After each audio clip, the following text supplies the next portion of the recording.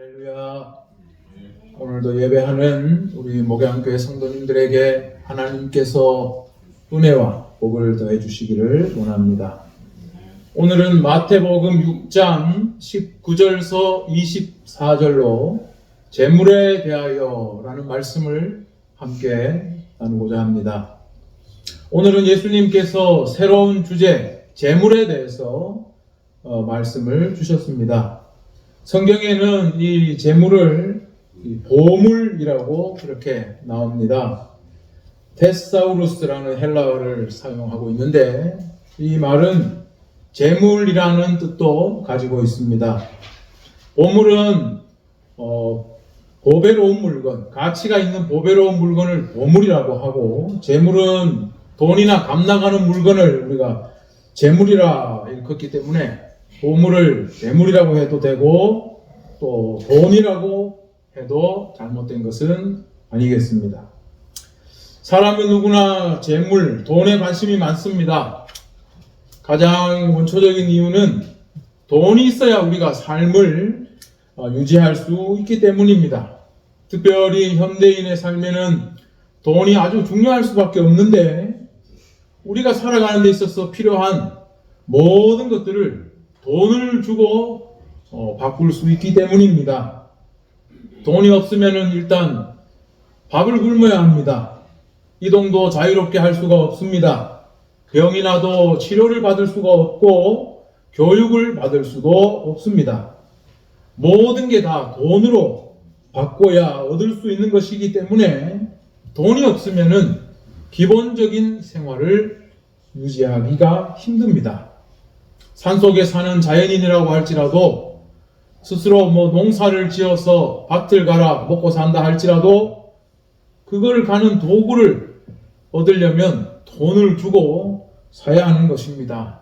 그러니까 도시에 사는 보통 사람들은 돈이 없으면 생존이 불가능합니다. 그런데 옛날 예수님이 사시던 이스라엘도 그랬을까? 우리가 사는 것처럼 돈이 정말로 절실하게 필요했을까? 그런 의문이 들지 않습니까? 예수 시대 예루살렘이라는 책이 있는데 그걸 읽어보니까 그때도 지금이나 다를 바가 없었습니다. 다양한 직업이 있어서 생필품을 만드는 사람들이 있었습니다. 수공업자들이죠.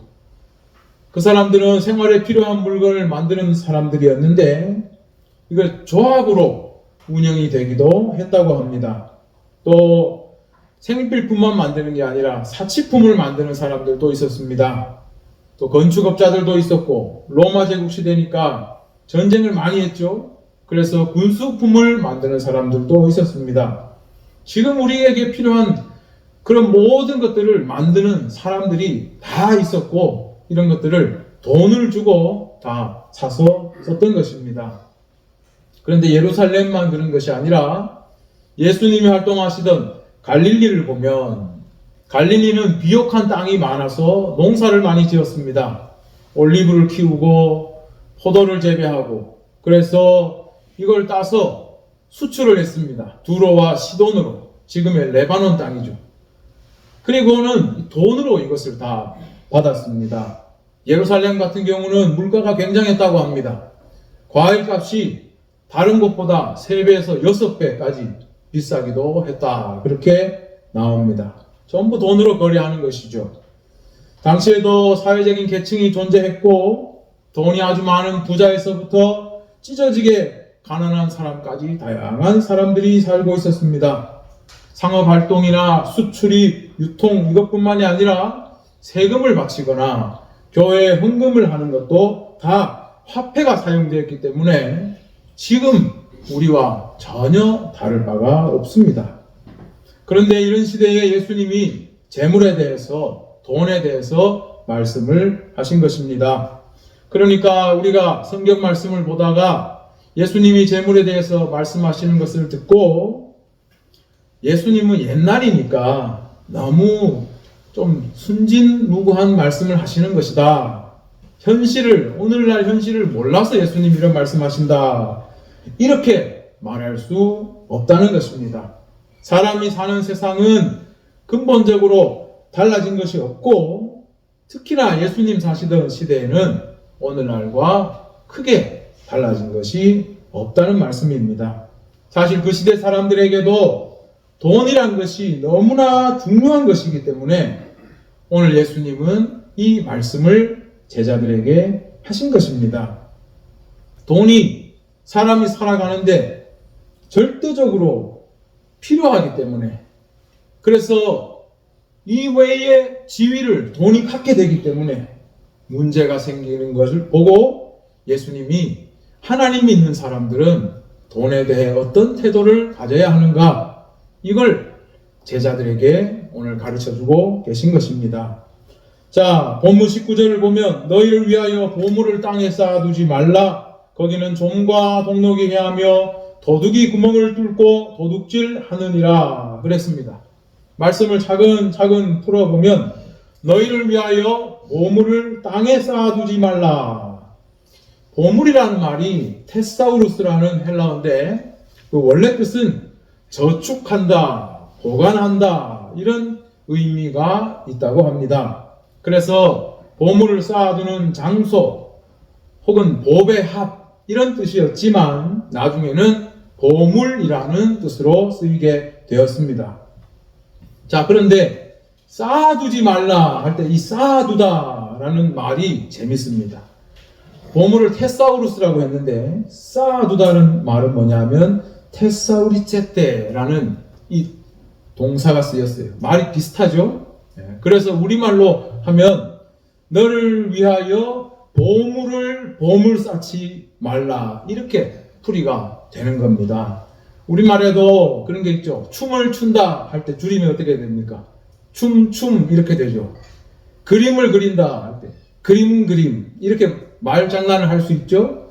그거하고 똑같은 겁니다. 보물을 보물 쌓다 뭐 이런 뜻이에요. 그래서 주석을 보니까 왜 이런 말을 썼냐, 사람들이 보물에, 재물에 너무 집착하는 걸 보고 일종의 언어 유희로 이런 표현을 나타냈다, 그렇게 이야기하기도 합니다. 자, 그런데 예수님은 너희를 위하여 라고 했습니다. 자기 자신을 위하여 이렇게 재물을 쌓는 행위를 말씀하신 것입니다. 그런데 본문에 보면 쌓아두지 말라, 부정의 의미로 이야기하셨죠. 그런데 이게 헬라어의 문법적 특성을 보면은 뉘앙스가 그냥 쌓아두지 말라 이것보다는 쌓는 것을 그만해라, 이게 더 정확한 의미가 있다고 합니다. 상당히 느낌이 다릅니다. 쌓아두지 마라, 쌓는 걸 그만해라. 쌓아두지 마 그러면은 지금 이례적인 행동에 대해서 이야기하는 건데, 쌓는 걸 그만해라 그러면 지금까지 계속 쌓고 있는 걸 이제는 그만해라, 멈추라 하는 뜻이 담겨 있는 것입니다. 다시 말하면 예수님은 사람들이 자기를 위해서 재물을 계속 쌓아두는 것에 대해서 이제는 그만해라 라고 말씀하시는 것입니다. 자, 또 한 가지 중요한 문제는 이 재물을, 보물을 어디에 쌓는가 문제죠. 예수님은 보물을 땅에 쌓는 걸 그만해라 하셨습니다. 옛날에는 은행이 발달하지 않다 보니까 돈이나 보물을 땅에 묻는 경우가 많았습니다. 요즘도 뉴스에 보면 유럽의 어떤 도시들에서 특히 로마 같은데 심심찮게 땅을 파다가 이 금화가 담긴, 로마 시대 금화가 담긴 단지 같은 것들이 발견될 때가 많습니다.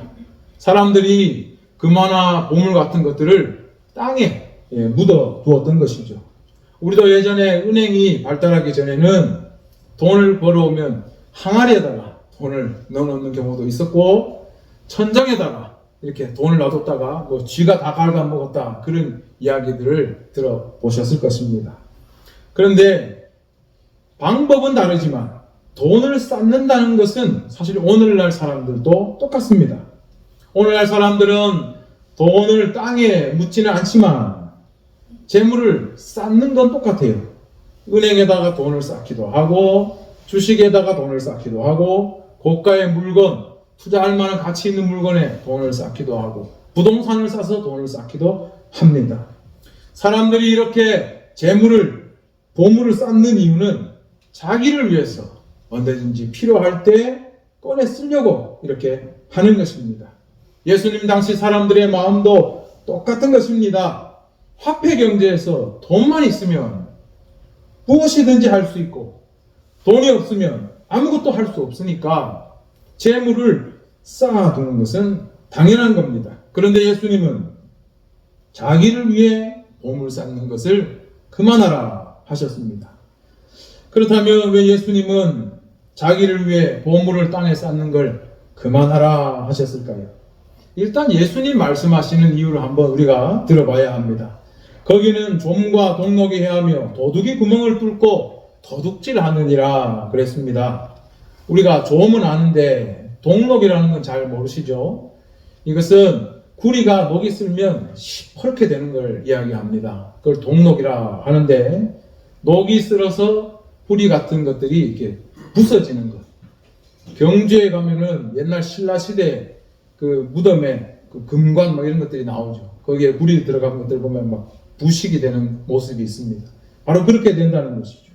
원래 의미는 먹어치운다는 뜻이 있어요. 세월이 지나면 좀이 옷을 갉아먹고 이렇게 녹이 쇠들을, 보물을 다 부식시켜서 없애버리는 것처럼 다 사라진다는 것이죠.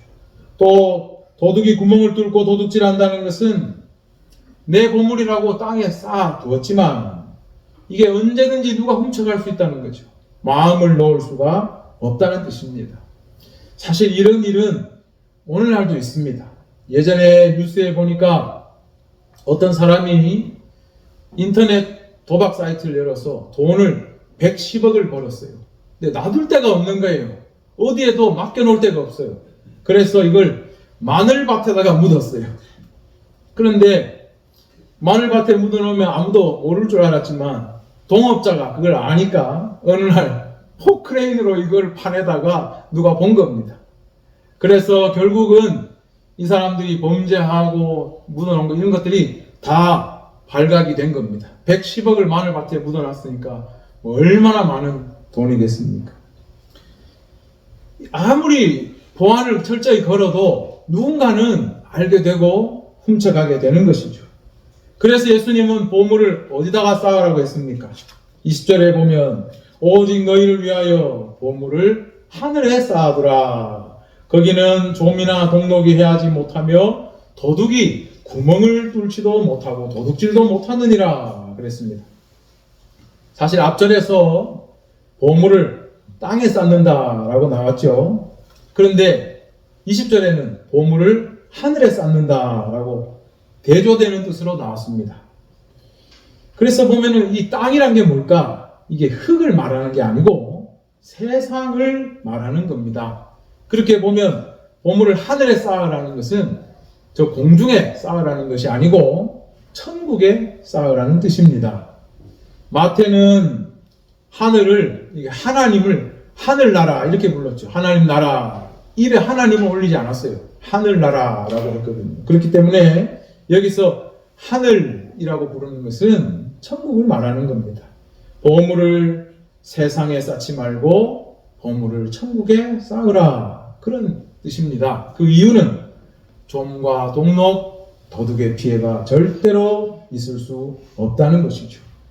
그리고 앞에서도 보물을 땅에 쌓는 걸 그만해라 그랬죠. 여기서 하늘에 쌓는다는 것은 보물을 하늘에 쌓기 시작하라 이렇게 보는 것이 맞다고 합니다.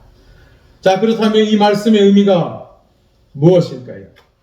사실 우리가 이 말씀을 받아들이기가 힘들어서 그렇지 이해는 다 하죠. 무슨 말씀인지 다 압니다.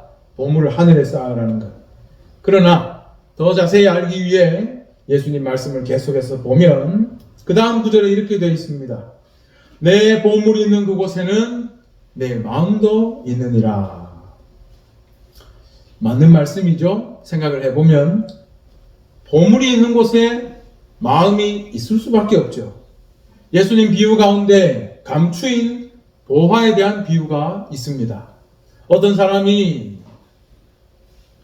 밭에 보물이 감추어졌다는 걸 알고는 기쁘게 돌아가서 자기 재산을 전부 팔아서 그 밭을 산다라고 예수님이 말씀했습니다. 이 사람이 그 밭을 사는 이유가 밭 때문이겠습니까? 거기에 보물이 숨겨져 있으니까 온통 생각이 그 밭에 가 있는 거죠. 자기 집까지 싹 팔아서 그 밭을 사려고 애를 쓰는 겁니다. 마음이 거기에 있으니까 내 모든 것들을 다 모아서 그걸 살려고 하는 거죠.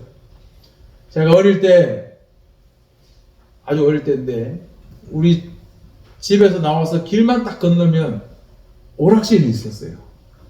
아주 멋진 전자오락실이 거기에 탁 생겼는데, 정말 밥만 먹고 나면 저도 모르게 발걸음이 그리로 가는 거예요.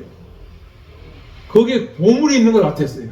마음이 밥만 먹고 나면 막 발이 글로 자연스럽게 가는 겁니다.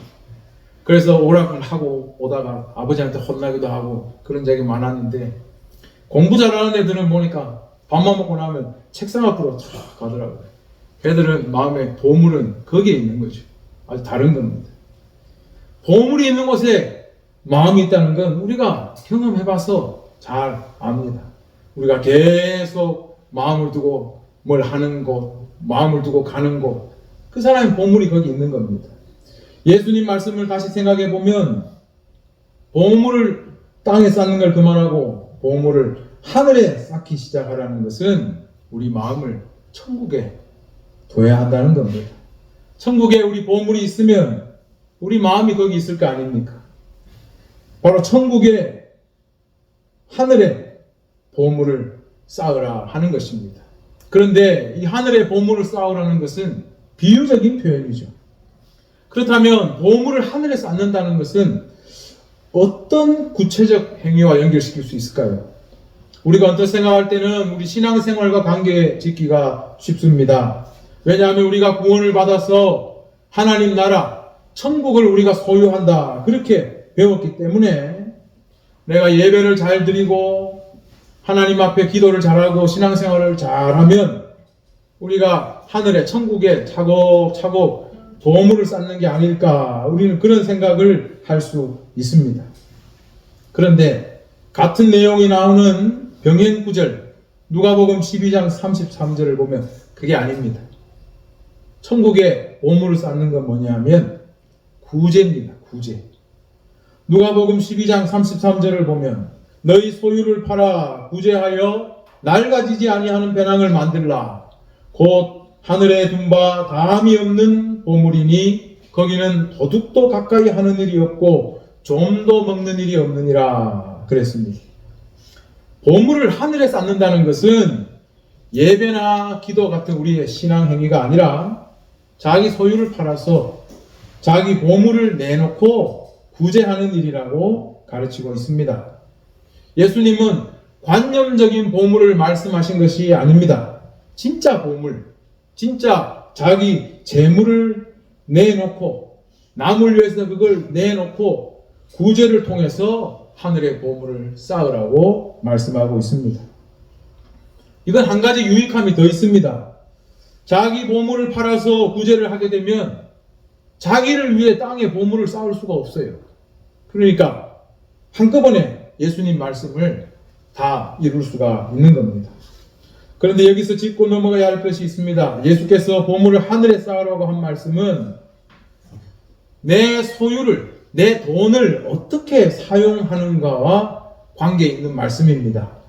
즉 자기 걸 팔아서 구제하라는 것입니다.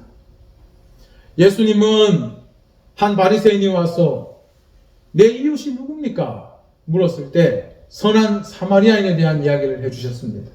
선한 사마리아인은 자기 돈을 들여서 자기 힘을 써서 강도 만난 사람을 돌보았습니다. 야고보서 2장 16절에 보면 이런 말씀이 있습니다. 너희 중에 누구든지 그에게 이르되 평안히 가라, 덥게 하라, 배부르게 하라 하며 그 몸에 쓸 것을 주지 아니하면 무슨 유익이 있겠느냐? 말로만 하는 거, 그거 아무 소용없다는 것이죠. 자기 걸 나눠주는 실제적인 도움이 중요하다는 겁니다. 그런데 자기 소유를 팔아서 남을 도와주는 이게 누구나 쉽게 할 수 있는 것이 아닙니다. 하늘의 보물을 쌓는 것은 깊은 영적인 경험이 필요합니다. 그래서 그 다음 구절에 보면 예수님이 수수께끼 같은 말씀을 합니다. 이것도 비유인데 아주 수수께끼 같아요. 그러나 문맥을 따라 읽어보면 그 뜻이 무엇인지 통합니다. 22절 23절에 눈은 몸의 등불이니 그러므로 내 눈이 성하면 온몸이 밝을 것이요 눈이 나쁘면 온몸이 어두울 것이니 그러므로 내게 있는 빛이 어두우면 그 어둠이 얼마나 더하겠느냐. 눈은 몸의 등불이다. 이건 비유죠. 눈이 등불이 될 수는 없으니까요. 그런데 우리가 눈에 대한 이 비유들 제일 흔하게 아는 게 있습니다. 눈은 마음의 창이다. 이런 비유를 알고 계시죠. 우리 마음속에 감정이나 생각 같은 것들이 눈으로 나타나는 거죠. 슬프면 눈에서 눈물이 흐르고 좋으면 이 눈가에 막 이렇게 웃음이 주름이 막 생깁니다. 불안하면 눈이 이렇게 벌겋게 되고 또 막 긴장이 되거나 이러면 눈동자가 돌아갑니다. 우리가 눈만 보면은 이 사람이 지금 무슨 생각하는지 어떤 감정인지 알 수가 있어요. 요즘 또 젊은이들 하는 말 중에 그런 말이 있죠. 눈으로 욕한다고 하죠. 엄청 싫은데 말로 못할 때 눈으로 이렇게 하면 감정을 표현하는 거죠. 눈으로 욕한다. 그런 표현을 씁니다. 여기도 비유입니다. 눈은 몸의 등불이다. 원어에는 어순이 바뀌었어요. 몸의 등불은 눈이다. 이렇게 성경에 나옵니다. 눈이 몸의 등불이라는 것은 뒤에 나오는 말과 연결해 보면 눈이 몸을 이끈다는 뜻입니다. 눈이 길잡이가 된다는 뜻입니다. 등불이라는 것은 어둠을 밝히는 도구가 아니겠습니까? 그래서 눈이 성하면, 즉 눈이 온전하다는 거죠. 눈이 어떤 결함이 없으면 온몸이 밝을 것이라는 말은 등불이 이렇게 밝으면 길을 잘 찾아갈 수 있는 것처럼 눈이 성하면 길을 잘 찾아갈 수 있다. 제대로 된 길을 갈 수 있고 제대로 된 판단을 할 수 있다는 겁니다. 반면에 눈이 나쁘면, 눈이 어두우면 몸이 어둡다는 것은 제대로 길을 찾아갈 수가 없다는 뜻입니다. 그런데 예수님 갑자기 그러므로 내게 있는 빛이 어두우면 그 어둠이 얼마나 더하겠느냐 그랬습니다. 등불이 되는 눈이 어두우면 얼마나 더 어두워지겠느냐 했으니까 눈이 어두우면 아예 집을 찾아갈 수가 없는 거죠. 길을 찾아 나설 수가 없는 겁니다. 사실 이 비유는 누가복음 11장 33절 이하에도 거의 똑같은 내용으로 나옵니다. 여기에는 그러므로 내게 있는 빛이 어두우면 그 어둠이 얼마나 더하겠느냐 했는데 누가복음에는 내 속에 있는 빛이 어둡지 않은가 보라 했어요.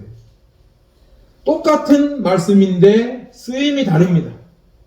누가복음에서는 예수님에게 표적을 계속 내놓으라 하는 바리새인에게 예수님이 이 말씀을 하셨습니다. 내 속에 있는 빛이 어둡지 않은가 보라 했습니다. 그런데 오늘 말씀에서는 예수님께서 제자들에게 이 말씀을 하셨습니다. 바리새인들은 율법의 빛만 생각했지 하나님께서 예수 그리스도를 통해 비추시는 그 빛을 받지 못했습니다. 그래서 진리를 몰라요. 눈이 어둡습니다. 그래서 깜깜한 세상 속에서 바른 길을 갈 수가 없고 바른 판단을 할 수가 없는 것입니다. 예수님은 자기 자신을 일컬어 세상의 빛이라고 하시면서 나를 따르는 자는 어둠에 다니지 아니하고 생명의 빛을 얻으리라 했습니다. 그런데 바리새인들은 이 빛을 모르니까 어둠에 있는 것이죠. 그러나 이 빛을 받기만 하면 온몸이 밝고 어두운 데가 없으며 온전히 밝아진다고 성경은 말씀했습니다. 따라서 오늘 본문에서도 눈은 몸의 등불이라는 말씀과 내게 있는 빛이 어두우면 어둠이 얼마나 더하겠느냐 하는 말씀은 예수 그리스도의 빛을 받아서 너희가 진리를 알지 못하면 제대로 된 판단을 할 수가 없다는 것이죠. 그런데 이것이 우리가 돈에 대한 말씀 아닙니까? 그 말은 무슨 뜻이겠습니까? 하나님께서 예수를 통해 비추시는 이 진리를 모르면 제대로 된 판단을 할 수 없어서 재물에 대해 온전한 판단을 내리지 못한다는 겁니다. 그래서 세상 믿지 않는 사람들처럼 재물을 땅에 쌓는 데만 열중하게 되고 하늘에 재물을 쌓을 줄 모르게 된다는 것이죠. 재물이라는 것이 인간 세상에서 너무나 중요한 것이지만 자칫하면 인간은 재물의 종이 될 수가 있는데 예수 그리스도의 빛을 받으면 진리를 알게 되면 돈에 대한 재물에 대한 바른 판단을 할 수 있고 그 사람은 하늘에 이 보물을 쌓게 된다는 말씀입니다. 자, 결과적으로 보물을 하늘에 쌓는다는 것은 진리를 알아야 할 수 있는 겁니다. 예수님을 만나야 되는 겁니다. 하나님만을 섬길 때 이런 가치관이 생깁니다. 하나님을 알지 못하는 사람은 이런 가치관이 생기지 않습니다. 그래서 예수님은 마지막으로 말씀합니다. 사람은 두 주인을 섬기려 한다는 말씀을 합니다. 24절에 보세요. 한 사람이 두 주인을 섬기지 못할 것이니 혹 이를 미워하고 저를 사랑하거나 혹 이를 중히 여기고 저를 경히 여김이라. 너희가 하나님과 재물을 겸하여 섬기지 못하느니라. 한 사람이 두 주인을 섬기지 못한다라고 예수님 말씀하신 것은 이미 사람들이 이렇게 하려고 하는 걸 보고 말씀하고 있는 겁니다. 이미 재물이 사람들에게 있어 하나님과 동등한 힘을 끼치는 걸 보고 예수님이 말씀하신 거예요. 그런데 예수님 말씀은 현실적으로 이거 불가능하다라고 말씀하고 있습니다. 한 사람이 두 주인을 섬기지 못한다. 이 원어상의 의미는 한 사람이 두 주인의 종이 될 수 없다는 겁니다. 여러분 상상해 보세요. 몸은 하나인데 머리가 둘입니다. 그러면 어떻게 되겠습니까? 이 머리 두 개가 몸 하나에 동시에 명령을 내리면 어떤 명령을 따라야 하겠습니까?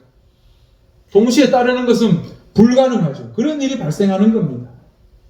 그래서 예수님이 설명하시기를 이를 미워하고 저를 사랑하거나 이를 중히 여기고 저를 경히 여긴다 했습니다.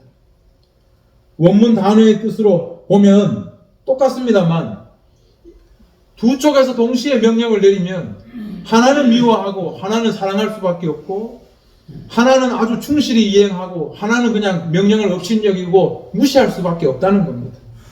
사람은 하나의 명령밖에 따를 수 없다는 겁니다. 그러니 한 사람이 두 주인을 어떻게 섬기겠느냐? 이것이 예수님 말씀입니다. 그럼 두 주인은 누굽니까? 예수님 말씀은 하나님과 재물을 동시에 섬길 수 없다고 했습니다. 여기에 재물이라는 말이 바로 맘모나라고 나오는데 맘모나스라는 말은 헬라어가 아닙니다. 이건 예수님 시대에 유대인들이 썼던 아람어입니다. 재물이라는 말을 특별히 아람어 맘모나스로 쓴 것은 그냥 단순히 돈이 아니라 사람들에게 있어서 이것이 재물신처럼 되었다는 것을 말씀하고 있는 겁니다. 그래서 물질적인 풍요나 부와 탐욕만 추구하는 것을 만몬주의라고 이야기합니다. 예수님은 사람들이 만몬주의에 빠져 종이 되어가는 걸 보고 이 말씀을 하셨습니다. 요즘 사람들 말합니다. 사람들이 속된 말로 돈에 미쳤다고 이야기합니다. 그런데 돈에 미친 건 옛날도 똑같았습니다. 예수님이 그걸 보고 하신 말씀입니다. 사람들은 하나님을 섬기면서 나를 위해서 재물도 쌓고 싶어 하겠지만 예수님은 그거는 불가능하다. 어느 한쪽을 더 사랑하고 한쪽을 무시할 수밖에 없다. 그렇게 말씀하신 것입니다. 재물을 나를 위해서 쌓으려고 할 때 그 재물은 그냥 돈이 아니라 만몬, 재물신이 된다는 것을 말씀하고 있습니다. 그렇기 때문에 어느 한쪽에 치우칠 수밖에 없다는 것을 예수님은 말씀하셨습니다. 그런데 사람들에게 재물이 신이 되고 스스로 재물의 종이 되는 것은 결국 눈이 어두워서 그렇죠. 예수님을 만나지 못해서 하나님의 진리를 알지 못하기 때문에 돈에 대한 가치관이 바로 서지 않았어. 하늘의 보물을 쌓지 않고 자기를 위해서 죽도록 이 세상에 보물을 쌓고 있는 겁니다. 그리스도를 만나지 못해서 그런 겁니다. 온전한 하나님 나라의 자녀가 되지 못해서 그런 것입니다. 그래서 믿지 않는 사람들은 돈이 하나님인 줄 알고 그렇게 살아갑니다. 자, 그런데 문제는 뭐냐? 교회 다니는 사람은 안 그럴까요? 평생 교회를 다니고 중직을 맡고 해도 똑같습니다. 젊을 때 헌신하고 교회를 세우기도 하고 교회를 위해서 나는 막 모든 걸 다 바쳤다. 그런 사람도 돈에 넘어집니다. 돈 몇 푼 때문에 신앙을 잃고 사람을 잃어버립니다. 돈이라는 게, 재물이라는 게 그렇게 무섭습니다. 특히 한국 교회는 미국 교회와 한국 교회는 더 위험합니다. 왜 그러냐? 번영신앙이라는 게 있습니다. 이게 온 나라를 어지럽히기 때문에, 사상을 어지럽히기 때문에 예수 믿는다는, 교회 다닌다는 사람이 여기에 더 취약합니다. 예수 믿는다는 사람이 재물의 노예가 되고 있는 겁니다. 번영신앙이라는 건 간단히 말하면 뭐냐 하면, 우리가 세상에 살면서 돈을 많이 벌고 인생에서 아주 세속적으로 성공하는 것이 하나님의 뜻이고 하나님의 축복이라고 가르치는 것이 번영신학입니다.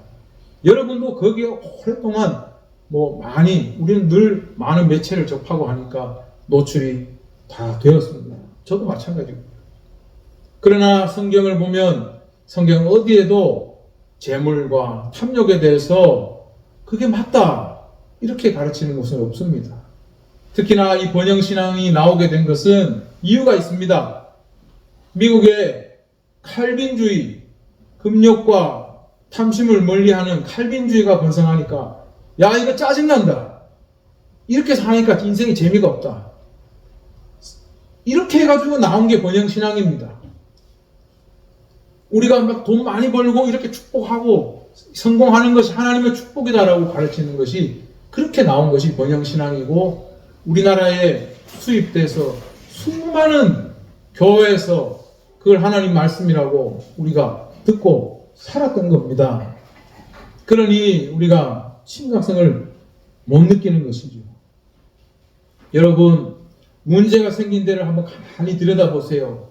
문제의 궁극적인 원인이 어디에 있는가? 다 돈이에요. 다 돈 때문에 문제가 생깁니다. 총회, 노회, 교회, 사람들 사이에 전부 돈 문제입니다. 돈이 하나님과 동등한 위치에 있다는 말이 거짓말이 아닙니다. 틀린 말이 아닙니다. 돈이 그렇게 무서운 겁니다. 그러니 예수님께서도 하나님과 재물을 두 주인을 동시에 섬길 수 없다. 우리는 한쪽에 열중하게 되어 있다. 한쪽은 무시하게 되어 있다. 라고 말씀하신 것입니다. 그러나 희망이 있죠. 예수님을 만나고 하나님의 진리를 알게 되면 우리의 가치관이 새로워집니다. 하늘의 보물을 쌓기 시작하게 되는 겁니다. 하늘의 보물 쌓는 건 예수님 말씀하셨죠. 네 소유를 팔아 구제하라. 자기를 위해 땅에 쌓지 말고 남을 위해 네 걸 팔아서 구제하면 하늘의 보물이 쌓인다고 말씀하셨습니다. 우리의 인생이 길지 않습니다. 돈이 우리에게 줄 수 있는 건 우리가 살아있을 때뿐입니다. 하나님은 우리에게 우리의 생명과 구원을 주셨고 우리에게 영원한 나라를 주실 수 있습니다. 돈은 우리가 살아있을 때만 줄 수 있는 겁니다. 우리가 천국의 가치를 알게 되면 천국의 보물을 쌓게 될 것입니다. 보물을 자기를 위해서 쌓는 것이 아니라 하늘에 쌓는 것. 그것이야말로 축복의 길을 가는 겁니다. 오늘 예수님께서 재물에 대해 주신 말씀은 재물은 나쁜 거야. 그걸 피해, 멀리해. 이런 말씀이 아니라는 것을 여러분 아시겠죠? 재물은 돈은 나쁘니까 무조건 피해라, 멀리해라, 금욕적으로 살아라, 이게 아닙니다. 보물을 하늘에 쌓으라는 겁니다. 자기만을 위해서 쓰지 말고 남을 위해 그걸 팔아서 써라는 겁니다. 예수님을 만날 때 그렇게 되는 것이죠. 우리 선교의 역사를 보면 구한말 외국의 상선들이 우리나라에 들어와서 문호를 개방하라 하고 통상을 막 강제로 막 요구했습니다. 대포를 쏘아가면서 왜 너희는 문을 안 여느냐? 왜 그렇게 하겠습니까? 서양의 제국주의자들이 아시아의 중국, 일본, 한국에 문호를 개방해서 여기서 사업권을 따고 돈을 벌려고 그러는 겁니다. 그 사람들을 도와주려고 그런 게 아니에요. 그런데 또 한쪽에서는 선교사들이 또 복음을 들고 들어왔어요. 똑같은 얼굴 하얀 외국인인데. 그런데 이 사람들은 와서 뭘 탈락하지 않아요. 오히려 미국에 있는 자기 교회들의 헌금을 모아서 그 헌금을 받아서 가난한 사람들 구제하고 교육하고 예수님 전하고 병원 짓고 사람 병 고치고 사람들 키우고 그렇게 했습니다. 오늘날도 똑같습니다. 어디에 가나 돈을 계속 빼서 나가려고 하는 사람이 있는가 하면 돈을 가지고 와서 계속 사람을 살리는 사람들이 있는 겁니다. 우리 그리스도인들이 해야 될 게 뭐겠습니까? 자기 소유를 팔아 구제하여 하늘에 보물을 쌓으라. 이거를 그리스도인들이 해야 하는 것이고 우리가 다 그런 은혜를 입어 오늘날 잘 살고 있고 예수님을 믿고 있는 것이고 또 우리도 그런 일을 계속 감당하고 있는 겁니다. 축복의 길이 뭘까요? 예수님 말씀대로 보물을 하늘에 쌓는 것입니다. 갈라디아서 6장 8절 말씀을 읽고 말씀을 마치겠습니다. 자기의 육체를 위하여 심는 자는 육체로부터 썩어질 것을 거두고 성령을 위하여 심는 자는 성령으로부터 영생을 거두리라. 목양교회 성도님들은 예수님 말씀대로 살아 영원한 이 축복을 누리는 분들 되기를 주의 이름으로 축원합니다.